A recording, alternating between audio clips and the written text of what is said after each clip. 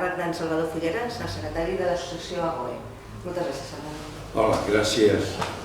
Bé, a part de fer de secretari de l'associació, jo soc un economista feliçment jubilat i, com tots els meus companys de l'associació, ens dediquem a moltes coses, però fonamentalment a transmetre la nostra experiència i també una mica el nostre saber, però fonamentalment la nostra experiència a la gent que comencen una activitat, que comencen un negoci o que ja el tenen i que volen millorar-lo o volen aprofundir més en el coneixement.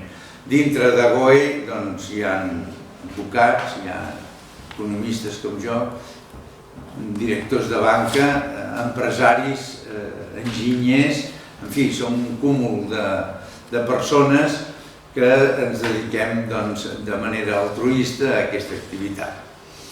Dit això, i pensant en aquest tema que se m'ha plantejat, pensant en fer-te autònom, primer el que hauríem de fer és especificar què és un autònom i en contraposició al que no és autònom. Per tant, diguem, un autònom és aquella persona que inicia una activitat econòmica per guanyar-se la vida, de manera individual. No vol dir que treballi sol, pot tenir gent contractada, però exerceix la seva activitat de manera independent i, com diu la paraula, autònoma. En termes fiscals no existeix un autònom, existeix en termes de la seguretat social. Però ja ens hem habituat i diem, jo soc autònom. En contraposició a què? A la persona que és assalariada, la persona que treballa per un altre a canvi d'un salari i sota les instruccions i direcció de la persona que la contracta o de l'organització que la contracta. Per tant, tenim dos extrems de la balança. Jo faig el que em diuen o jo faig el que vull. Jo treballo pel meu compte o treballo per compte d'un altre. Les dues opcions són vàlides. No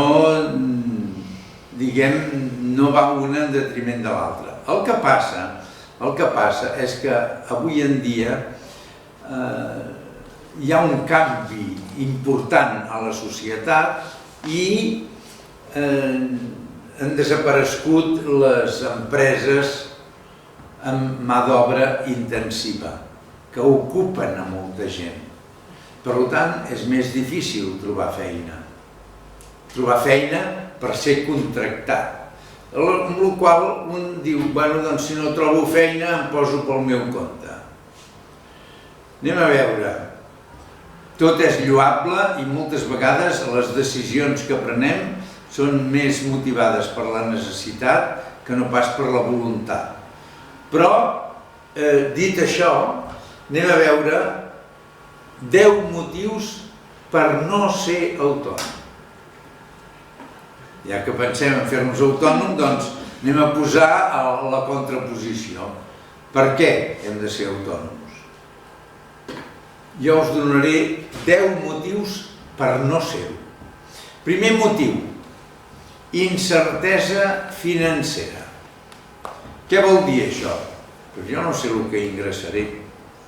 No sé mai el que m'espera. Si jo estic assalariat, sé que tinc un salari justet, però que en la major part, amb el 99% dels casos, cada final de mes m'arriba aquell salari. En el cas d'un autònom, això desapareix totalment. Segona qüestió, per no ser autònom. No solament no saps viuràs en aquesta incertesa, sinó que tens responsabilitat patrimonial. Vol dir que de la teva activitat, tu respons amb el teu patrimoni. Patrimoni vol dir amb tots els ingressos i béns que tu tens. A la millor no en tens cap encara, per tant la responsabilitat serà molt petita, però respons amb allò que tu tens.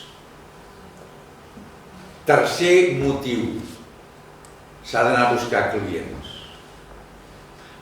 Quan una persona inicia una activitat com a autònom, ningú el coneix. Ningú. Per tant, clients zero. Ha d'anar a buscar clients i vendre, que és més difícil encara. No és només donar-se a conèixer, sinó també aconseguir que contractin el teu servei. Pics i valls de feina. Suposem que ja tens un client. Tens alguna cosa de feina. L'endemà has fet aquell treball, o al cap d'una setmana has fet aquell servei i no tens res que fer. Amb una mica de sort, al cap de 15 dies et vindran 2 clients a la vegada i els hauràs d'atendre tots dos. Tens un pic de feina i una vall de feina. És un tema difícil de gestionar. Ja tenim el client, ja ens han fet un encàrrec. I si no paguen? Què farem? Per tant, no solament hem d'anar a buscar el client, hem d'intentar que ens compri, sinó també hem d'assegurar que cobrarem. Si no, malament rai. Més coses. La burocràcia. Quan una persona es fa autònoma és perquè hi ha alguna cosa que li agrada, però t'asseguro que el 99% dels autònoms els papers els hi cauen de les mans. Per tant, no us feu autònoms si no voleu que els papers us caiguin de les mans. Hi ha més motius encara per no ser autònom. Hem dit 10. Com conciliareu el treball amb la família si estareu tot el dia ocupats fent aquell encàrrec que heu de dur a terme? I et cridaran els fills, et cridarà el marit o la muller que podríem sortir, no puc. Difícil. Un altre motiu per no ser autònom. A més, un autònom no cobra tant l'hora. Cobra per la seva productivitat. És a dir, no ven hores de treball, ven productes. I per tant ha de fer bons productes. No comptis mai amb un ingrés de tant l'hora, perquè això no existeix en un autònom. Encara que la factura després posi 3 hores de manipulació d'un vídeo, etc. No, no és així.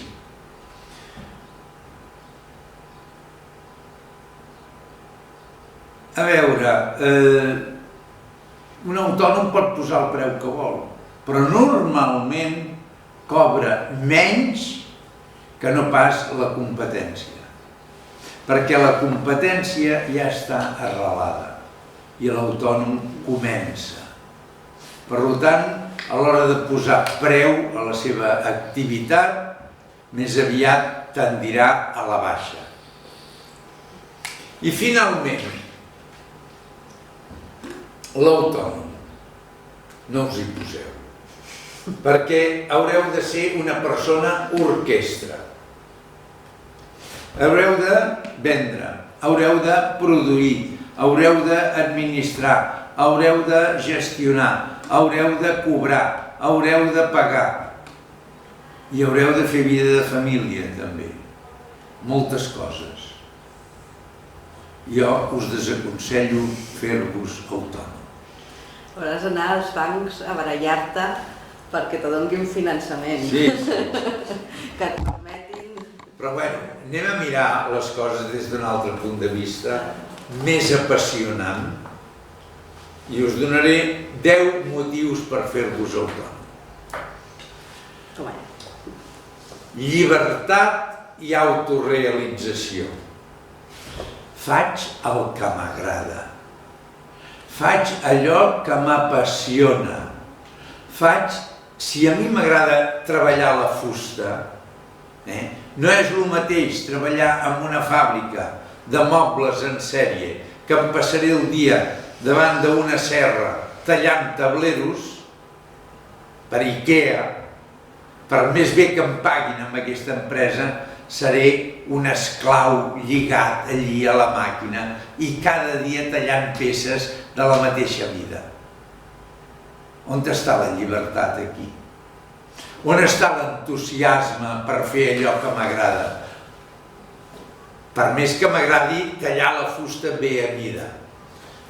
Si voleu ser lliures, si voleu desenvolupar la vostra activitat, allò que us apassiona, feu-vos autònom. Més motius. Aprenentatge permanent.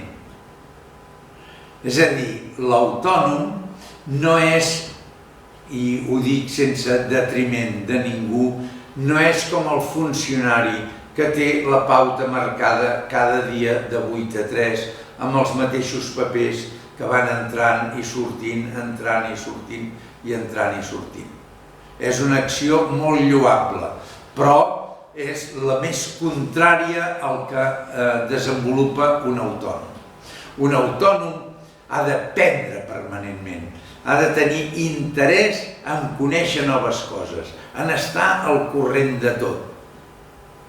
Per tant, no em dieu que no sigui una vida apassionant, la d'un autònom. Però anem més, i ho poso aquí a la tercera, passió a dojo. És a dir, si a una persona el que li agrada és fer, què us diríeu, m'és igual, ja no ho poso com a treball, com a diversió, fer punt de creu, estarà tot el dia fent punt de creu i estarà veient la tele i estarà fent punt de creu. És a dir, la passió per allò que a un li agrada és el que més motiva a la vida i genera molta adrenalina, també genera estrès, però genera moltes bones sensacions. I a més, tu tries els clients.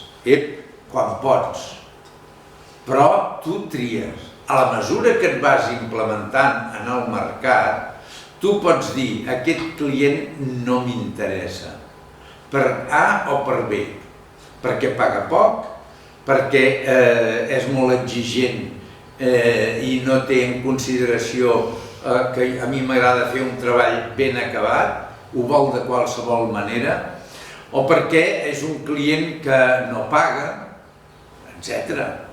En certa mesura, i en el moment en què un autònom s'ha desenvolupat i té una presència en el mercat, ell tria els clients, no el primer any. El primer any ho arreplegarà tot, el segon potser també, però el tercer ja començarà a fer alguna discriminació. I a més, no solament tries els clients, tries l'horari. Un horari que no vol dir que dius i m'hi posaré a les 12. No, de 8 a 8, com a mínim, 12 hores cada dia. Jo recordo una vegada que vaig anar de celebració amb la meva filla. La meva filla treballava per una empresa important, una multinacional. Ella és sociòloga i es va decepcionar. Decepcionar en el sentit que no era el seu treballar en un entorn, diguem, ampli i exigent, però per altra part poc autoexigent amb ella que li agradava, i es va dedicar a fer autònoma. Vam anar d'excursió un cap de setmana, però ella em va dir, un dia em quedaré a l'hotel a treballar perquè haig d'entregar aquest projecte. En aquest moment estava ella a l'habitació i van venir les persones que es dedicaven a netejar l'habitació. I ella els va dir, ai, perdoneu-me, però és que tinc una feina, és que sóc autònoma. I els altres li van dir, clar. Un autònom sempre està treballant, sempre. Per més que triï l'horari. L'autònom ha d'aprendre a gestionar la seva salut. És a dir, tots hem de tenir cura de la nostra salut. Però si un dia em fa mal al cap i estic treballant per un tercer, no passa res. Però si em fa migranya, diria que em trobo malament i agafaré la baixa. L'autònom també pot agafar la baixa. Però aquest no és la salut que ha de cuidar, només. S'ha de cuidar de l'estrès. L'estrès pot ser nefast i caure en una depressió. Per estrès. I potser és per excés de feina o per excés de satisfacció.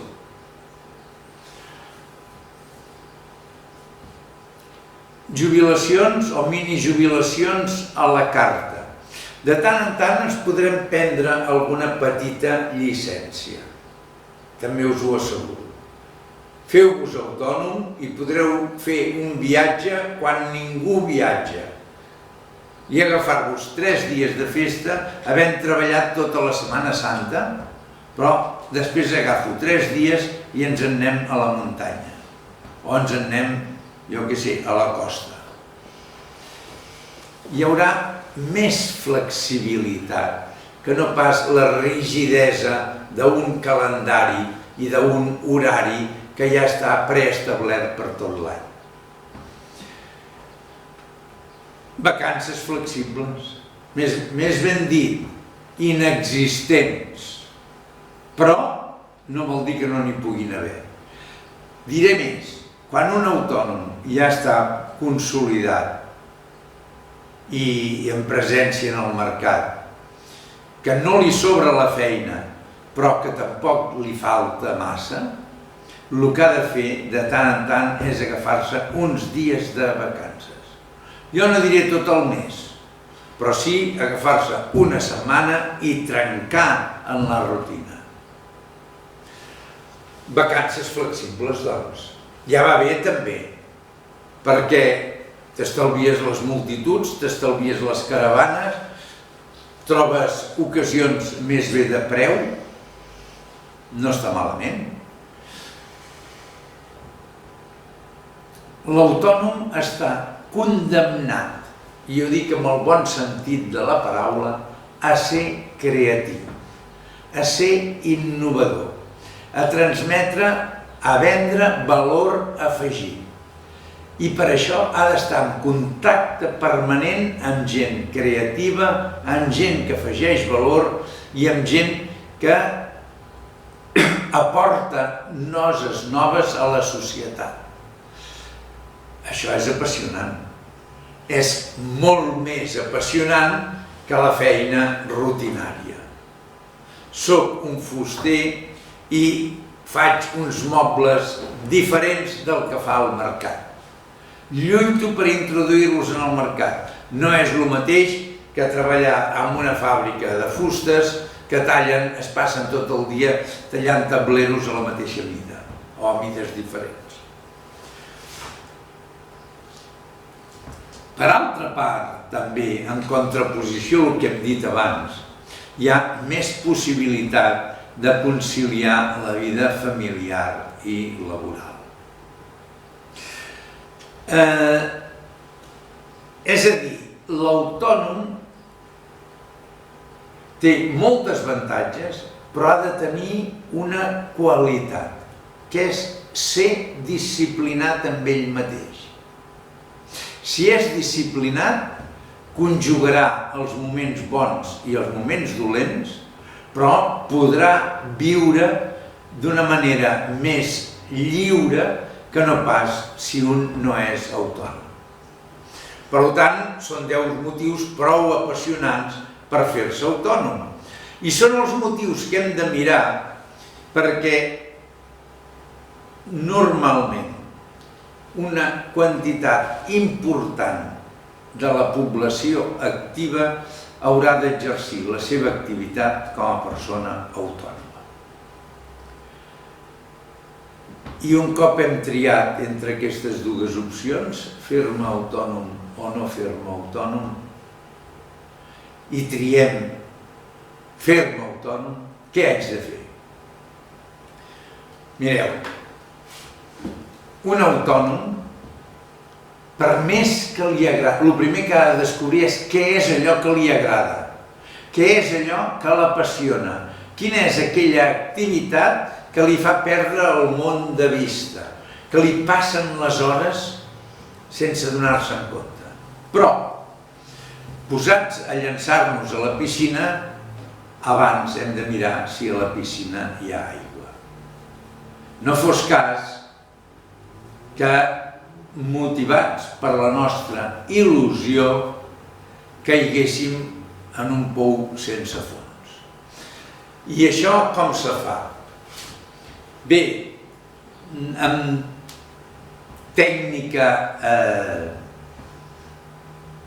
organitzativa i en tècnica empresarial, el primer que s'ha de fer és un pla d'empresa. I ara no explico en què consisteix fer un pla d'empresa, però vol dir que s'ha d'estudiar el producte, la competència, el mercat, com vendré, a on vendré, quina capacitat de producció tinc, com m'organitzaré, quins col·laboradors tindré, col·laboradors que no vol dir empleats, sinó a on aniré a comprar els materials, etc. I quina és la meva previsió econòmica i financera. I segur que qualsevol persona que es posa a fer això, perquè jo he ajudat molta gent a fer plans d'empresa, em diuen, però si jo no sé el que vendré. Sí, però saps el que no vendràs. Per tant, primer aspecte a tenir en compte a l'hora de fer un pla d'empresa: no fer volar coloms. Quan jo ajudo gent a fer un pla d'empresa i els ensenyo a fer números i els plasmem amb uns fulls de càlcul que són fàcils de fer però que s'ha d'aprendre a fer-los, quan els fan jo els deixo parlar i anem posant els datos que ells pensen, els anem posant al full de càlcul. És a dir, posem en el full de càlcul allò que ells pensen i saben. I al final, jo me'n vaig a un altre apartat del full de càlcul i els dic, de color bien, però no flota. És a dir, aquests números són molt macos, però són irrealitzables. Per tant, tornem a començar per no fer volar coloms. S'ha de conèixer el mercat. És a dir, si jo vull posar-me de perruquer, miraré quina competència tinc allí on jo em vull instal·lar o on crec que em puc instal·lar perquè no hi hagi tanta competència, perquè pugui tenir una població, atendre a una població més desatesa, a part de la qualitat del que faré. Però s'ha de conèixer el mercat, veure quines inconvenients puc tenir. O bé estar molt segur de que pots vèncer fins i tot els teus competidors per la teva qualitat i pel teu preu, que no vol dir més barat, sinó més qualitat. Donar-se a conèixer. No espereu com a autònoms que us vinguin a trucar a casa. Haureu d'estar sembrant permanentment per poder fer 1, 2, 3 o 4 collites l'any. Penseu que un bon rati és un 25 de projectes acceptats.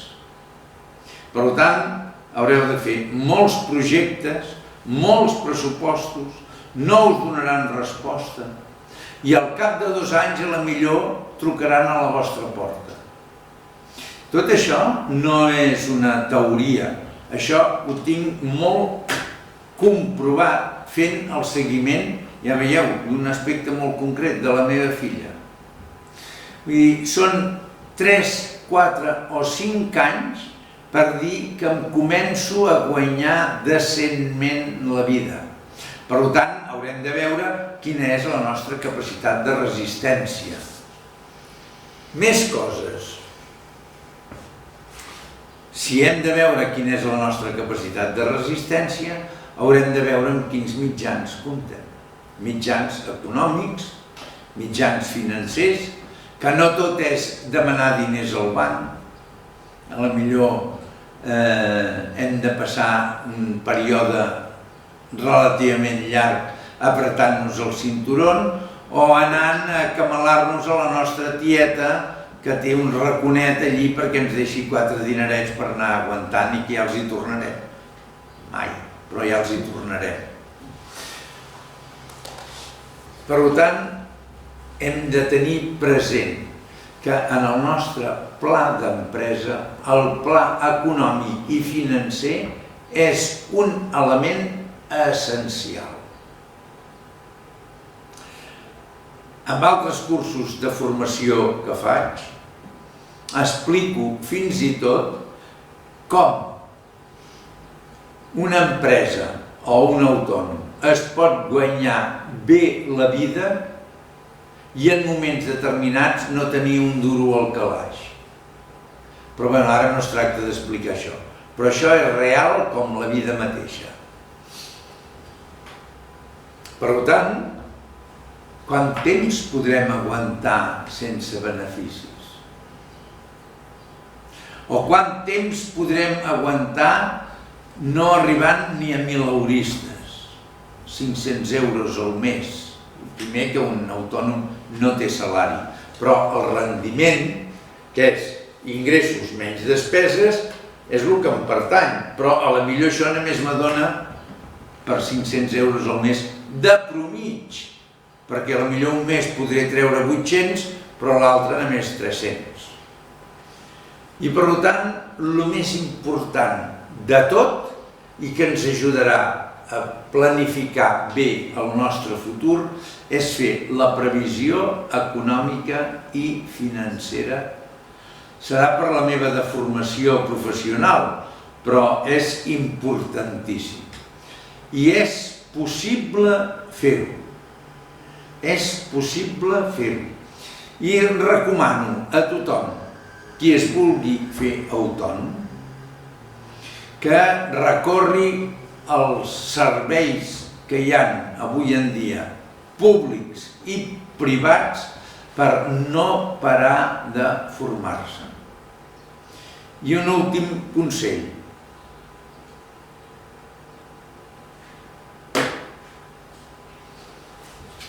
Prenem la decisió, hem fet el pla econòmic financer i per tant estem decidits a iniciar la nostra activitat econòmica com a autònoms. Primer, m'haig de proposar ser el millor en la meva feina. El que vulguis. Com deia el pare dels Kennedy, sigueu, clar, ell ho podia dir perquè era milionari, però va dir una frase que era molt encertada. A la vida feu el que vulgueu, encara que vulgueu ser picapedrers, però si voleu ser picapedrers, que sigueu els millors del món. Aquest és l'objectiu d'un autònom, ser el millor. Segon, no perdre l'ocasió de fer relacions. Anar amb events, anar amb xerrades, anar amb activitats, que moltes s'organitzen de forma gratuïta. Moltíssimes n'hi ha d'oportunitats de relacionar-se gratuïtament. I no sabeu mai el que sortirà d'aquestes activitats. Perquè normalment hi ha un intercanvi entre autònoms i aleshores un descobreix que es pot complementar amb un altre, no per fer una societat, sinó per dur a terme un treball que jo tinc una idea però que em manca algun aspecte que l'altre desenvolupa. Per exemple, jo puc ser molt bo amb investigació de mercats, però dolent per vendre'm, no tinc encara les relacions suficients. I l'altre és un comercial de mena, doncs podem col·laborar. Quarta qüestió, has de conèixer les obligacions comptables. El barret de l'autònom, que és el que li fa més nosa, els papers, però es pot fer. Cinquena, fer el seguiment econòmic de l'activitat. Ja no parlo del financer perquè exigeix més coneixements, però el seguiment econòmic de l'activitat i comparatiu. Cada trimestre veure els aspectes de millora. I davant dels números, que són la fotografia de la nostra activitat, preguntar-nos sempre el per què. Com la canalla petita, que pregunten el per què de tot encara que els hi donis 10 respostes. Després de cada resposta, i això per què? I això per què? I això per què? I per què aquesta vegada el meu marge brut ha estat inferior que no pas el trimestre passat? I per què aquesta vegada he vengut més que no pas el trimestre passat? I per què els gastos de locomoció han variat? Per què? Perquè els números no donen la resposta, però generen moltes preguntes, moltes. I la manera de trobar la solució als nostres problemes, la primera manera és fer-nos preguntes. I una última recomanació. Teniu passió, teniu ganes, teniu l'obsessió de viure aquesta passió de ser autònom, doncs no oblideu que sense els números no es pot gestionar la vostra activitat. Sense conèixer amb números la vostra activitat seria com llançar-vos a la carretera i anar amb els ulls clucs o amb els ulls benats, o només mirar pel retrovisor. No. Nosaltres hem de conèixer la realitat de la nostra activitat des de molts aspectes, però sobretot a través dels números, fer-nos preguntes per gestionar-la millor i poder-nos consolidar com a autònoms. Moltes gràcies.